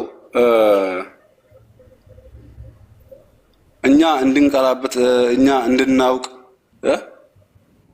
ለዛ ነው እንጂ የሌላ ነገር አይደለም። ለኛ ለሙእሚናቶች ነው ያወረደው።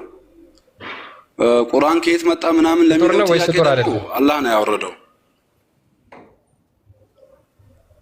ቁርአኑ ይሄንን አላውቅም። አይደለም ነው እኔ የዛን ጊዜ አልነበርኩም። እኔ የዛን ጊዜ አልነበርኩም። ደስ ይላል። ፍጡር ነው ፍጡር አይደለም።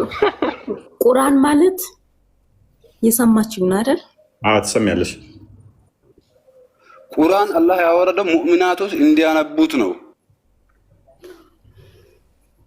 ቁርአን ማለት የህይወታችን መመሪያ ነች። የህይወት መመሪያ አላህ ያወረደው የአላህ ቃል ነው። አራይ ቁርአን የአላህ ቃል ነው የሚል ቁርአን ውስጥ አለ። ቁርአን የአላህ ቃል ነው የሚል ቃል በቃል አለ። ቁርአን ማለት የህይወታችን መመሪያ ነች። መመሪያ ሱራ ስንት ላይ ነው? ቁርአን ሰማ እያንዳንዱ ምንማረድ እያንዳንድ እናደርጋትን እያንዳንድ ህይወታችን። ኦራይት ኦኬ። አንድ ጥያቄ ልጠይቅሽ። አንዴ ቆይ እኔን አስጨርሱኝ። አንዴ የዕለት ተዕለት እንዳለ እንትናችን ነው ብለሽናል። ቁርአን በቀን ውስጥ 5 ጊዜ ሰላት ትሰግዳላችሁ አይደለ? አዎ እንሰግዳለን። ኦኬ ስርዓቱ 5ቱም ተዘርዝረዋል። መቼ፣ እንዴት፣ ምን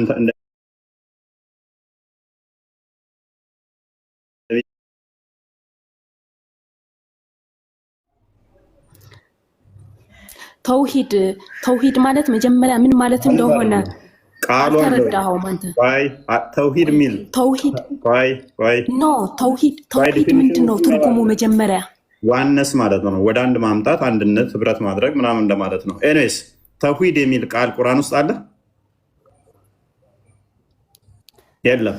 እሺ በቁርአን ውስጥ ሙሐመድ የት እንደተወለደ እናቱ ማን ትሁን አባቱ ማን እንደሆነ ይታወቃል? የለም። ኦራይት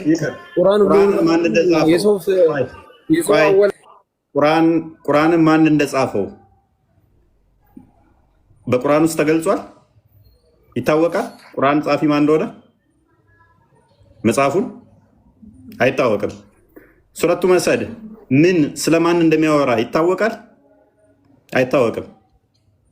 ሱራ 17 ወደ ሩቁ መስጊድ ያስኬድ ነው ማንን እንደሆነ ይታወቃል? አይታወቅም።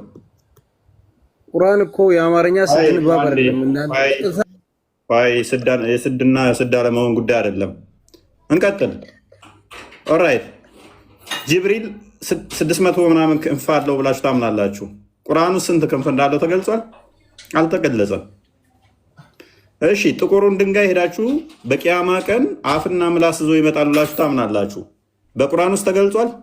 አልተገለጸም። 7 ጊዜ ትዞሩታላችሁ፣ ድንጋይ ትወረውራላችሁ። በቁርአን ውስጥ ተገልጿል? አልተገለጸም። ኦራይት እንቀጥል። ቁርአን ግልጽ ነው ስላልሽ ማለት ነው። የመቃብር ቅጣት ታምናላችሁ? ትልቅ የመቃብር ቅጣት ጥንቃቄ የምታደርጉበት ነው። በቁርአን ውስጥ ተገልጿል? አልተገለጸም።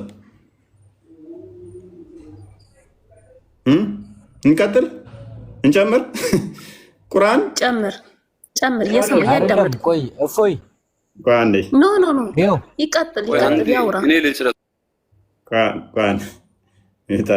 ስለዚህ ቁርአን ፕሊስ ቆይ አንዴ ፕሊስ አትረብሿ። ቁርአን መቼ ተወረደ የሚታወቃለ? አይታወቅም።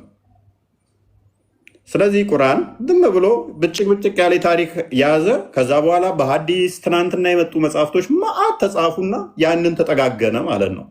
ከዛ በአረብኛ የሆነ ነገር ያመጣሉ ኡስታዞቻችሁ፣ ይኸው ተመለሰ ይላሉ። ማያውቁ ሰዎችን ይደልሉበታል፣ ይሸውዱበታል። ስለ ቁርአን ስለ እስልምናችሁ መሰረታዊ አስተምሮ ግን ምንም አይነት ማስረጃ የለው። ምንም ማስረጃ ማለት ነው። ምንም ማስረጃ የሌለው አስተምሮ ነው። ስለዚህ ሁሉንም ጥያቄን እኔ መልስልሃለሁ፣ ግን አንድ ጥያቄ ልጠይቅህ። ያው እና ከፍል አድርጋ ሁሉንም ይመልስልኛል። አንተ የጠየኳቸውን ሁሉንም አይደለም፣ ልብ በል፣ ሁሉንም አልፈልግም እኔ። ሶስቱን ከመለስክ ሶስቱን አይደለም ሁለቱን ከመለስክ እኔ ንጽጽር ለዘላለም አቆማለሁ። ጥያቄ አንድ። በቅድሚያ ግን እኔ አንድ ጥያቄ ልጠይቅህ። አይ የት ነው የምሮጠው? ሁሉንም እመልሳለሁ ብለህ የለ እንዴ? በቅድሚያ እኔ ልጠይቅህ፣ ከዛ መልስልሃለሁ። እሺ አንተ አራዳነህ። በቅድሚያ ልጠይቅህ፣ መልስልሃለሁ። ሚውት አትሰረኝ። አንተ አራዳነህ፣ እኔ ፋራ ነኝ። ሁሉንም አይደለም ሁለቱን አይደለም አንዱን ከመለስክ እኔ ንጽጽር አቆማለሁ። ከሀ እስከ ፐ ቁርአን አንብቤዋለሁኝ። ስለዚህ የምጠይቀውን አውቃለሁኝ። ኤኒዌይስ ፓራፍሬዝ አድርገው ክርስቲያን ቶፒኮ ከዲጃ። እሺ በጣም ከዲጃ አንድ ነገር ጥያቄ ነበረኝ ለኔ። ቆይ አንዴ ከዲጃ አንድ ነገር ልንገርሽ። እሺ ሱረቱ መሰድ የጨርት ምዕራፍ ማለት ነው። የአቡላሃብ እጆች ጠፉ፣ ከሰሩ፣ እሱም እሷም ከሚስቱ ማለት ነው እንጨት ተሸካሚ ስትሆን ገሃነም ትገባለች እያላችሁ ትቀራላችሁ። ምዕራፉ ይህንን የሚያወራው ሰዎቹ ከሞቱ 1400 ዓመት ሆናቸው። ኢሬሌቫንት የሆነ እሱን አንድ ምዕራፍ ትቀራላችሁ። ሰዎቹ ሞተዋል። ሱራ 33 ከቁጥር 50 እስከ 55 ያለው ክፍል ምንድነው የሚያወራው? ያመነች ሴት ነፍሷን እንኳን ለመሐመድ መስጠት ተፈለገች፣ የተፈቀደ ነው። የውሽሜችን ልጆች፣ የልጅ ልጆችን፣ የአክስት ልጆችን ምናምን ማግባት ለአንተ ተፈቀደ። የነብዩ ቤት ካልተጠራችሁ በስተቀር ወደ ቤቱ እንዳመጡ፣ ከመጣችሁ ምግብ ከበላችሁ ወዲያውኑ ተበተኑ እያላችሁ ትቀራላችሁ። ነብዩ ከሞት 1400 ዓመት ሞላው። የነብዩ ቤት ሄደሽ አታቂም፣ ምግብ ለመቀላወጥም ቤቱ ቁጭ ብለሽ አታቂም። ግን ከቤቱ ውጡ ከበላችሁ በኋላ እያላችሁ ትቀራላችሁ። ተሞተ ቆይቷል። መሰረት የሆነው ግን አላህ ከአርሽ በላይ ነው ብላችሁ ታምናላችሁ። ከሌሊቱ 1/3 ይወርዳል ብላችሁ ታምናላችሁ። አንድ ጥቅስ የለም ቁርአን ላይ ከሌሊቱ 1/3 ወደ ታች ይወርዳል የሚል ቁርአን ውስጥ አንድ ጥቅስ የለም። ዶግማ የሆነው የአላህ አስተምሮ ከሌሊቱ 1/3 ወደ ታች ይመጣል የሚለው አንድ ጥቅስ ሳይኖር የሙሐመድ ቤት ውስጥ ሳትጠሩ እንዳትቀመጡ፣ ምግብ ከበላችሁ በኋላ ወዲያውኑ ተበተኑ የሚል ግን በየቀኑ ትቀራላችሁ። የሙሐመድ ሚስት ማግባት ለእናንተ የተፈቀደ አይደለም እያላችሁ በየቀኑ ትቀራላችሁ።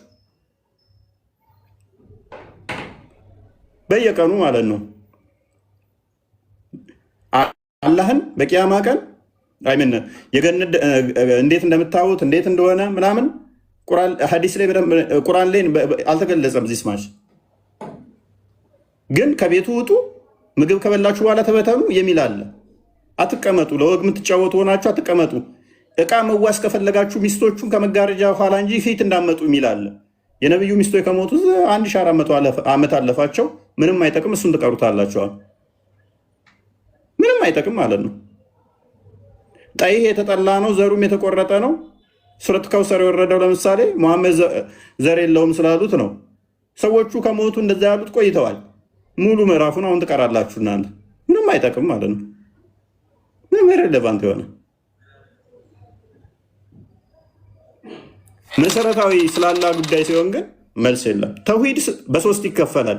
ተውሂድ አልአስማኡል ሲፋት፣ ተውሂድ አልሩቢያ፣ ተውሂድ አልኡሉሂያ ብለው ይከፍሉታል። ቁርአን ውስጥ አንድ ጥቅስ የለም ስለዚህ ጉዳይ የሚያወራ።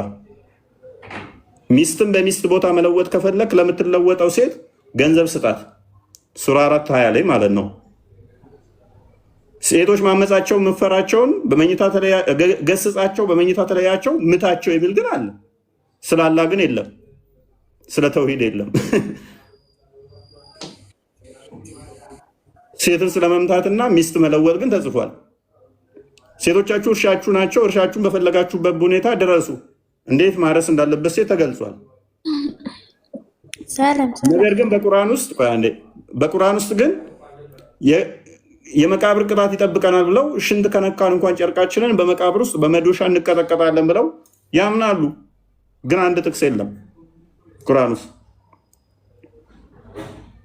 ሐጅ ለማድረግ ስንት ብር ከፍለው ካባ ደርሰው ይመጣሉ። በቂያማ ቀን ካባው ድንጋዩ ጥቁሩ ድንጋይ ማለት ነው ከገነት የወረደ ነው ብለው ያምናሉ። አንድ ጥቅስ የለም። አይንና ምላስ ይዞ ይመጣል የሚል ማለት ነው። እንደዛ ብለው ግን ያምናሉ። ይመሰክርና ሸፋ ይሆነናል ብለው ያምናሉ። አንድ ጥቅስ የለም። ሴት ልጅ እንዴት ማረስ ግን ተጠቅሷል። መሰረታዊ ነገሮች አንድ ጥቅስ የሉም። ስለዚህ አስቸጋሪ ነው። ቁርአንን ደግፎ ያቆመው መቼ ነው? ትናንትና የመጡ ሰዎች የጻፉት ነው። ተረት ተረት ነው የምንለው ከምን አንጻር ነው? ብጥስ ብጥስ ያለ ታሪክ ይዟል። ከዛ በኋላ ትናንትና የመጡ ጥያቄ ሲጠየቁ የሆነ ጽሑፍ ይጽፋሉ። ጥያቄ ሲጠየቁ ነቢያችን ብሏል እያሉ ዝም ብለው ይጽፋሉ። ጽፈው ጠግነው አስቀመጡት ማለት ነው። እና አስቸጋሪ ነው። ይነስ ክርስቲያን ቀጠል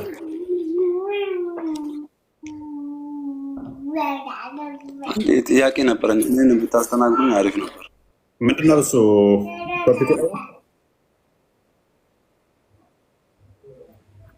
እኔ አንድ ጥያቄ ያለኝ በክርስቲያኖች በኩል ነው።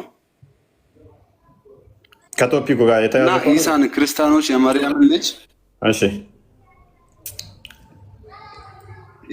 ልጅ ኢሳን ክርስቲያኖች እንዳገነኑት ሁሉ አታግኑኝ፣ እኔ የፈጣሪ ቅን አገልጋይ ነኝ ብለዋል። መሐመድ ነው ያለው። ታማኝ መልእክተኛ ስለሆንኩኝ በዚህ ልክ ብቻ ጥሩኝ ብለዋል። ቅን አገልጋይ ነኝ ብለዋል። ይህን ነገር እናንተ እንዴት ነው አሁን? ያ እሱ እኮ እኛን የሚመለከት አይደለም። መሐመድ እንደዛ ማለቱ ኢሳን አልኩት። ኢሳ ነው እንደዛ ያለው። ኢሳ ነው ቀድሞ የመጣው? መሐመድ ነው ቀድሞ የመጣው? ማን ነው ቀድሞ የተወለደው?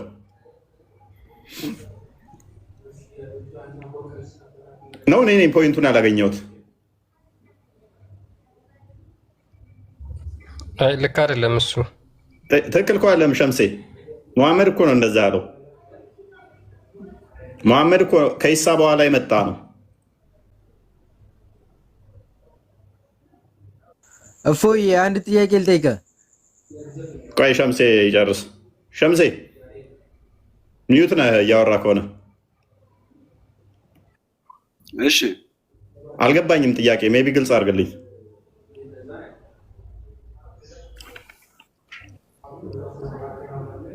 ክርስቲያኖች የመርየምን ልጅ ኢሳን እንዳገነኑት ሁሉ አታግኑኝ፣ እኔ የፈጣሪ ቅን አገልጋይ ነኝ፣ ታማኝ መልእክተኛ ስለሆንኩኝ በዚህ መልክ ብቻ ጥሩኝ ብለዋል። ማ ኢሳ ለማን ነው እንደዛ ያለው?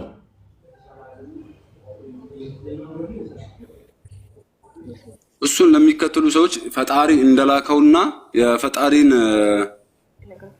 ቅን አገልጋይ እንደሆነ ነው አሁን እዚህ ጋር የሚያስረዳው። የቱ ጋር ነው እንደዛ ያለው?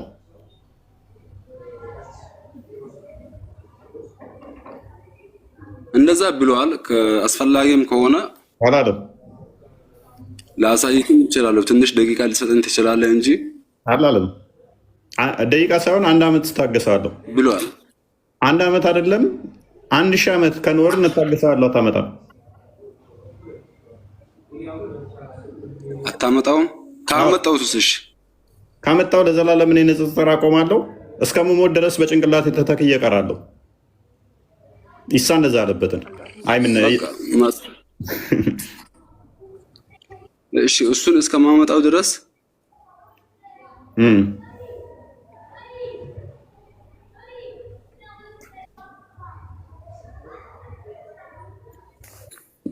የፈለከው ጊዜ ታገሳለህ። አታመጣም። እሱ መስጊድ ላይ የሚነግሯችሁ ተረት ተረት ነው። ክርስቲያን ፓራፍሬዝ አድርገው። አይ መስጊድ ላይ ሲሆን አለ ችግር የለውም። ይሄ ነገር እንዴት እንደዛ ሊሆን ይችላል?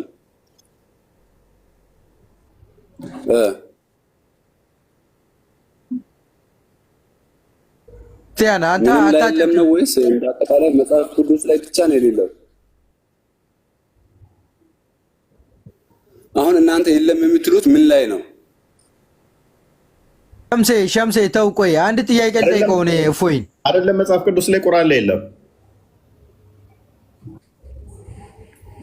እሺ እፎይ፣ እኔ አንድ ጥያቄ ልጠይቅ አንተን። ቀጥል። እሺ ከኢየሱስ በፊት ቃል ነበረ አልነበረም? ኢየሱስ በስጋ የተገለጠ አምላክ ነው። ኖ ዳይሬክት ቀጥታ መልስልኝ። ከኢየሱስ በፊት ቃል ነበረ አልነበረም? ኢየሱስ ማለት ምን ማለት ነው? ኢየሱስ የእናንተ ፈጣሪ ማለት ነው አይደል? ኢየሱስ ማለት ምን ማለት ነው? እኛ ምን ብለን ነው የምናምነው? ኢየሱስ የእናንተ ፈጣሪ ነው አይደል? ኢየሱስ እኮ ኢየሱስ ማለት ምን ብለን ነው የምናምነው? ኢየሱስ ፈጣሪያችን ነው ብላችሁ ነው የምታምኑት እናንተ። ስለዚህ ኢየሱስ ስንል እኛ ስግው ቃል እያልን ነው። ስግው ቃል ማለት ኖ ስግው ቃል ተው። ጥያቄ ዳይሬክት መልስልኝ። ከሱ በፊት ቃል ነበረ አልነበረም ነው ጥያቄ። ተዋት በል ቆይ ተው የሚለውን አቁመው። ስለዚህ መረጃ ካለ ሜቢ እንትና መረጃ ሚውት እንዳታስረኝ። ጥያቄ መልስልኝ። ከሱ በፊት ቃል ነበረ አልነበረም? ፕሊስ ቆይ አንዴ መረጃ ስለከፈተ እሱን እናንብብ። ለምን ሚውት ታስረኛለህ? ለምን አትመልስልኝ? አንዴ መረጃ እናንብብ። እንዴ እንትና ስላመጣ ነው። ጥያቄ መልስልኝ። መረጃውን ተውና። ኢየሱስ ሜሪ በቃ ምንም አይሰማ ከሰሩት በቃ ኤኒዌይስ አንብበው እንትና ወንድማችን ያው አንብበው ያላ መልእክተኛ ስለሌላ ምናምን። እሺ ክርስቲያኖች የመርየምን ልጅ ኢሳ ቅድም ብዬ ነበር ባይዘይ ኢሳ እሺ እንዳደረጉት ሁሉ አታድርጉኝ። እንዳገነኑት ሁሉ አታግንኑኝ። ይህንን የተናገረው ማን ነው ወንድማችን?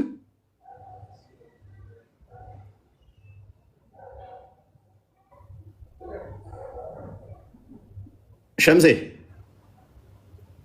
ማን ነው? ይህን የተናገረው ማን ነው?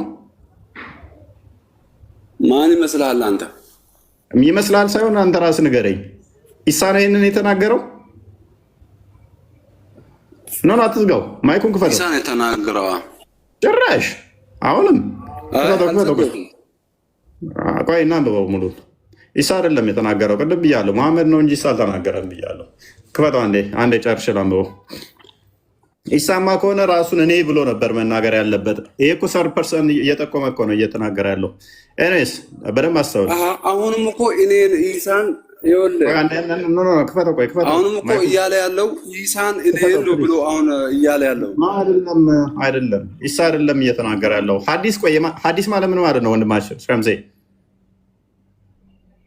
እያለ ያለው ሐዲስ ማለት ኢሳ እንዳገነኑት ሁሉ ክርስቲያኖች የመርየምን ልጅ ኢሳን እንዳገነኑት አንዴ ክፈተው። እሺ ክፈተው። በቃ ሐዲስ በባህሪው የሙሐመድ ንግግር ማለት ነው። ሐዲስ ራሱ አንዴ ክፈተው። ሐዲሱን እሰማለሁ ነው ያ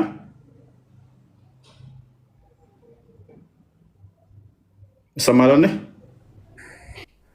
ሰማለህ ወይ? ምንድን ነው የምትይው ቃል? ይሄ ነገር እንዴት ነው ኢሳ ነው የሚተናገረው ብለሽ ታምኛለሽ አንቺ? ሙሐመድ ናቸው ኢሳ እንዴት ተናገረ የሚናገሩት። እዚህ እንደምታነበው ረሱል ሰለላሁ ዐለይሂ ወሰለም ብሎ እኮ አስቀምጦልሃል። ከመጀመሪያው የአላህ መልእክተኛ ይክፈተውና እንደገና አንብበው እና ሙሐመድ ነው የተናገረው ይሄን ነገር። ሸምሴ አንዴ ክፈተው።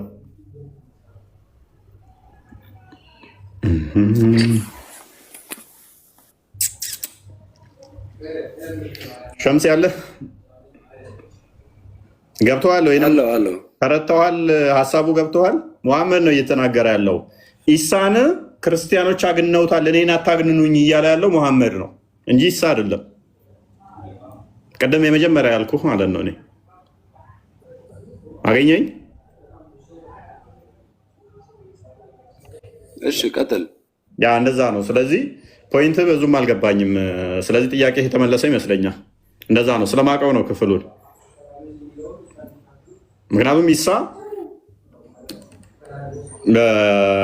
የሚመጣው መቼ ነው? ከሙሐመድ በኋላ ነው። የእስልምና አስተምሮ የሚመጣው ከሙሐመድ በኋላ ስለሆነ 7ኛው ሴንቸሪ ላይ ስለሚመጣ ማለት ነው። አስቀድሞ እስልምና የሚባል ሃይማኖትም የለም። በሌለበት ላይ ደግሞ አስቀድሞ ኢሳ ተናገረ ብለህ ብትል ፌክ ነው። የእስልምና ሃይማኖት የነበረው መቼ ነው? ነብዩ ከመጣ በኋላ። አሁን መሐመድ ከመጣ በኋላ ነብይህ ማለት ነው። መሐመድ ከመጣ በኋላ። እሺ ለዚህኛው ማስረጃ አለክ ለአንተ?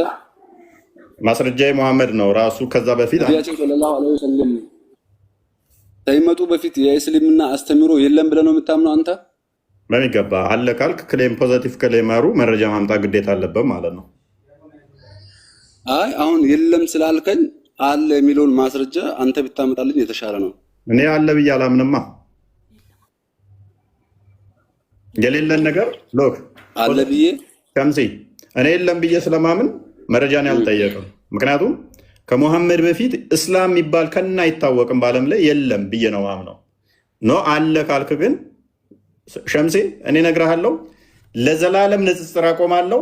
እስክሞት ድረስ በጭንቅላት የተዘዝቄ ይቅርታ ጠይቃችኋለሁ። ብዙ መረጃ ያለ የምጠይቅህ አንድ መረጃ አንዲት ብቻ ከሙሐመድ መወለድ በፊት አይደለም ከመወለዱ ተወልዶ እንኳን ከ40 ዓመቱ በፊት አንድ መረጃ ብቻ ሙስሊም የሚባል ሃይማኖት አለ የሚል አንዲት መረጃ ብቻ ካመጣ የፈለግከው አደባባይ ላይ ልብሴን አውልቄ ተዘዝቄ እሞታለሁ። ይቅርታ አንዲት መዘግዘቅም የለብህም። ካመንክ ያው ታምናለህ። አታመጡም። ብዙ አይደለም እኮ የምጠይቀው እስልምና የሚባል ሃይማኖት አለ የሚል አንዲት መረጃ ብቻ ዶክ አንዲት ነው ያልኩት። በዓለማችን ላይ ዓለም ህዝብ ሁሉ ሙስሊም ነው፣ ነቢያት ሁሉ 124,000 ነቢያቶች ሁሉ ሙስሊም ነበሩ የሚል መፈክር ስላለ 124,000 ነቢይ ካለ አትሊስት አንዲት መስመር አንዲት አርኪኦሎጂካል ኤቪደንስ አጠፋም። ስለዚህ አንዲት መስመር ከነበር ማለት ነው እስልምና ከሙሐመድ መወለድ በፊት አይደለም፣ መወለድ ብቻ አይደለም እላችሁ ተወልዶ ራሱ እስከ 39 ዓመቱ ድረስ ባለው ጊዜ ውስጥ እስልምና የሚባል ሃይማኖት አንዲት መስመር አታመጡ። አንዲት መስመር መቼም አይመጣም። ይሄን እኔ አመጣልሃለሁኝ። እኔ በቃ አምጣው ሸምሱ። አንተና በቃ ያልኩህን ቃሌን ልብሴን አውልቄ የፈለጋችሁት አደባባይ ላይ በጭንቅላት የተዘዝቀ ነፍሴ ትወጣለች ካመጣችሁ እንደዛ። በቃ ይሄ ሐዲስ ለእኔ ስላለኝ አመጣልሃለሁ። አሁን እዚህ የለም። ሁለተኛ ደግሞ የምጠይቅህ ዋና እኔ ጥያቄ አለኝ ብዬ ገባሁ። አቤት። ከመጀመሪያው የምታመጣው መልስ ላፈርስባ። ይሄ ሐዲስ አለኝ አልክ። ሐዲስ ማለት የነብዩ ንግግር ነው አይደለ?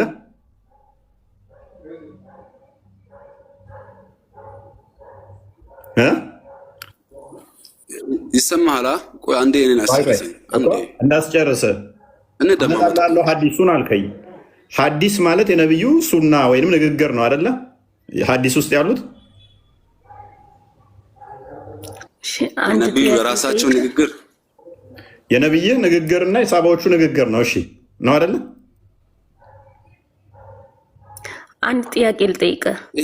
አንዴ ከልጃ ሸምሴ ጨርስ።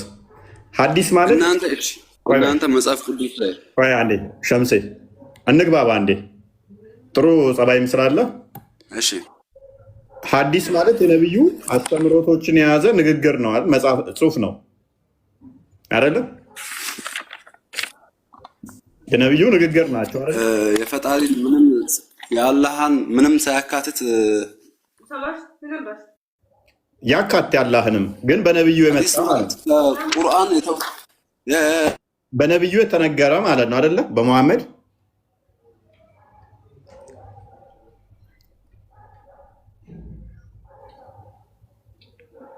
ሸምሴ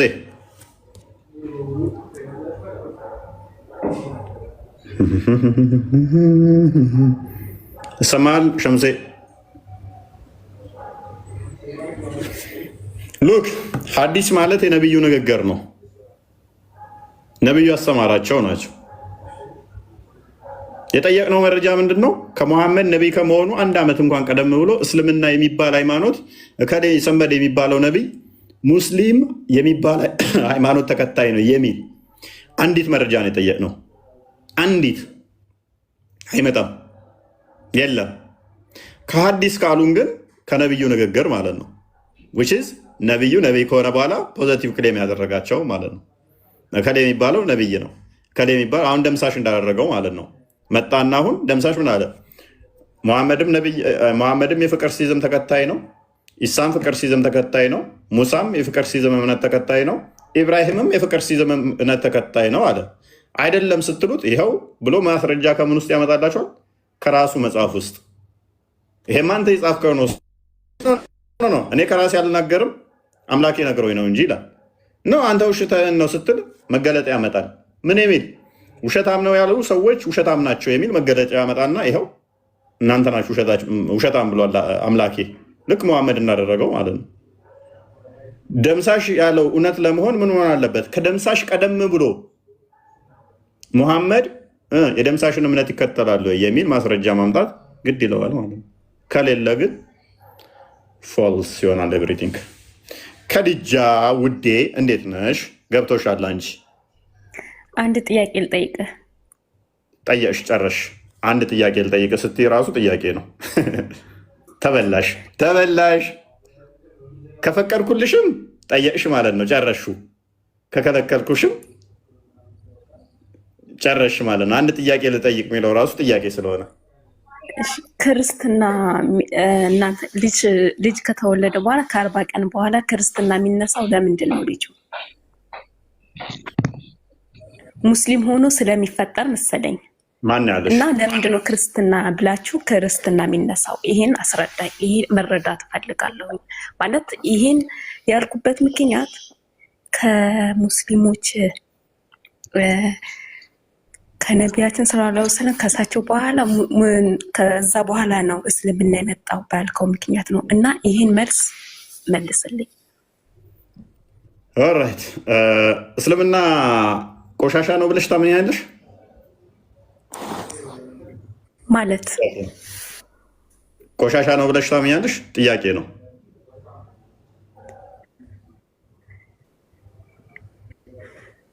ትንሽ የከበደኝ ነው ከአንተ ጋር ማውራቱ እራሱ ማለት ነው። ለምን እንደጠየኩሽ ታውቂያለሽ? ሰው ሙስሊም ሆነው ከዛ በኋላ በውሃ ነው የምታስለቅቋቸው የሚል አይነት አስተምሮ ስላለ ማለት ነው። እኛ ምን እናምናለን? በውሃ የሚለቅ ቆሻሻ ነው ብለን ነው ምናምን። እኔ የጠየኩህን ጥያቄ ብቻ መልስልኝ። ማለት እኔ ከአንተ ጋር ማውራቱ እራሱ በጣም የከበደኝና የቀፈፈኝ ነው በጣም ማለት ነው። ብቻ እችን ጥያቄ ግን እንድጠይቀኝ ይህን ጥያቄ ብቻ መልስልኝ። ለምንድን ነው ክርስትና የሚነሳው ህፃን ልጅ? ይህን ጥያቄ ብቻ መልስልኝ። ማለት እስልምና አሁን ነው የመጣው ባልከው ማለት ነው። እኔ እስካሁን ሆነ ስሚያልኩት ራሱ አሁን አዳምጪ እሺ። ኤኒዌይስ ለራ የምንጠመቀው ከእስልምና ወደ ክርስትና ለማምጣት ነው።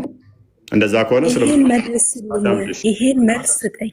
ጠፎኝ ነው ዝም ያልኩ ማለት የሆነ ማስረጃ ሰው እኮ ከሚያውቅ ሰው ጋር ነው ማውራት የሚችለው። ለዛ ነው ዝም ያልኩት። ይሄን ምላሽ ስጠኝ እስኪ።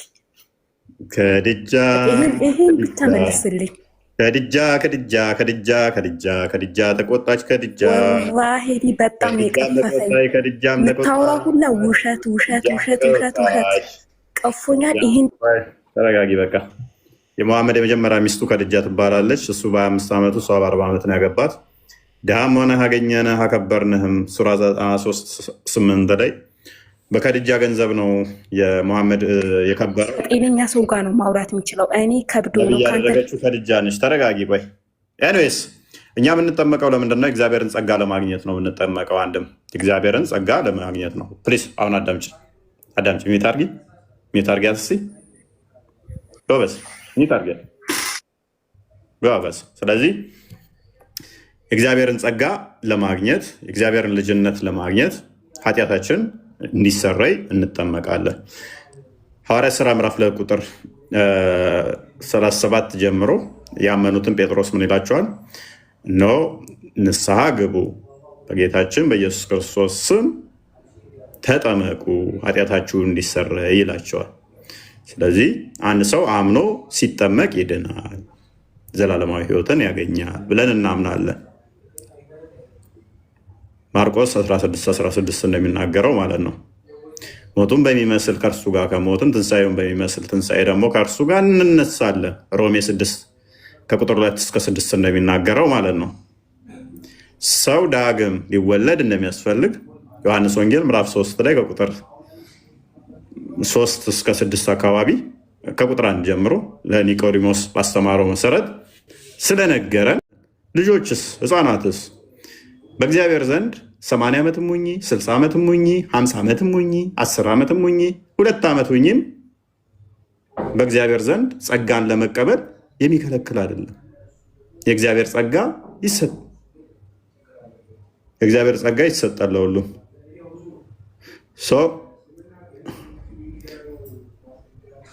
የክርስቶስ ኢየሱስን ሞትና ትንሣኤ ለመመስከር ልክ ክርስቶስ ሞቷል፣ ደግሞም ሞቶ አልቀረም ተነስቷል ብለን የምንመሰክርበት እኛም ደግሞ ከእሱ ጋራ ሞተን ተቀብረን የምንነሳበት እንደሆነ ይናገራል። ይሄ መጽሐፍ ቅዱስ ላይ ያለው መጽሐፍ ቅዱሳዊ አስተምሮ ነው። የእግዚአብሔር ልጅነት ለማግኘት ማለት ነው። ጸጋን ለማግኘት ለዳግም ለመወለድ ሰዎች በኃጢአት ሞተው ነበር።